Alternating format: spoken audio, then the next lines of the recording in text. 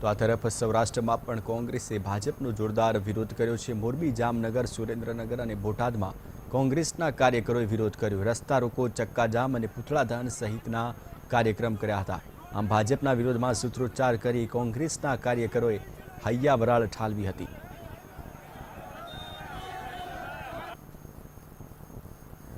તો બનાસકાંઠા જિલ્લામાં કોંગ્રેસ ઉપાધ્યક્ષ રાહુલ ગાંધીની કાર પર થયેલા પથ્થરમારાને લઈને કોંગ્રેસ આક્રમક થઈ છે। કોંગ્રેસ દ્વારા રાજ્યભરમાં વિરોધ પ્રદર્શન કરવામાં આવી રહ્યું છે।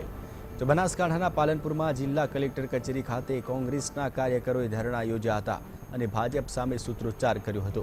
તો સાબરકાંઠાના હિંમતનગરમાં પણ કોંગ્રેસે વિરોધ પ્રદર્શન યોજ્યું હતું અને હિંમતનગર ટાવર ચોક ખાતે ભાજપ હાય હાયના નારા લગાવ્યા હતા। તો આ તરફ અરવલ્લીના મોડાસામાં 4 રસ્તા પાસે કાર્યકરોએ ચક્કાજામ કર્યો હતો, ત્યારે મોડાસા પોલીસે 50થી વધુ કોંગી કાર્યકરોની અટકાયત કરી હતી। તો રાહુલ ગાંધીના હુમલાના વિરોધમાં પંચમહાલમાં કોંગી કાર્યકર્તાઓએ પૂતળા દહન કાર્યક્રમ યોજી વિરોધ કર્યો હતો અને હાલોલમાં મામલતદારને આવેદનપત્ર આપ્યું હતું। બીજી તરફ 9 જેટલા કોંગી કાર્યકરોની પોલીસે અટકાયત પણ કરી હતી।